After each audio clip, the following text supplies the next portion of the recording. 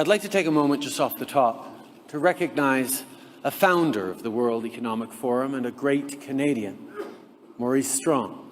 Well, climate change is the biggest single challenge that humans have ever faced, because unlike other problems, which can be solved regionally or sectorally, climate change affects the very future of life on Earth.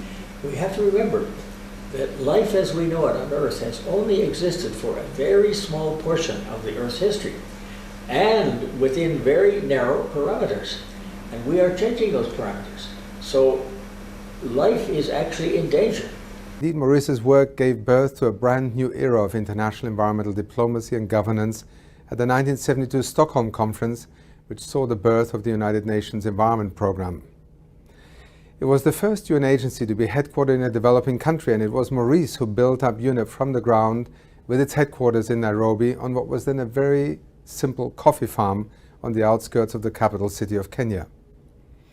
Maurice convened the first ever international expert group meeting on climate change, a clear demonstration of how he was way ahead of the curve.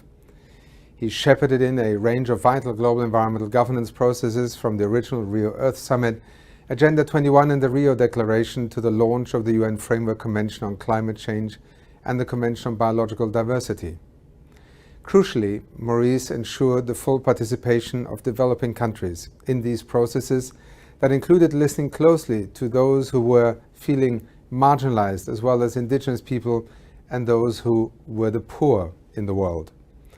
I have been working on these issues for many years, and they are still not resolved. And even though I am an old man now, if I can help a little bit, I'd like to try. I think everybody, how can I say to everybody that they must take this issue seriously? They must help, and then I am not helping myself. I must help. And why? Because I have 11 grandchildren.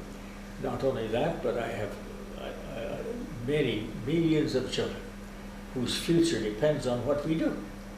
So how can we do something better than to help to give those children a secure and sustainable and equitable future? Because poverty is still big enemy of so many people.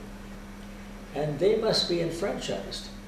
And we must share, we must be willing to share the benefits of our civilization much more fully. And we also require the cooperation of everyone. So we have to be more socially responsible.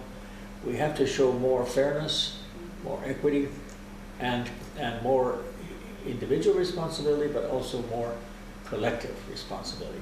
So why am I still doing it? Because I really want to make my own little contribution to the future of my grandchildren and the children around the world.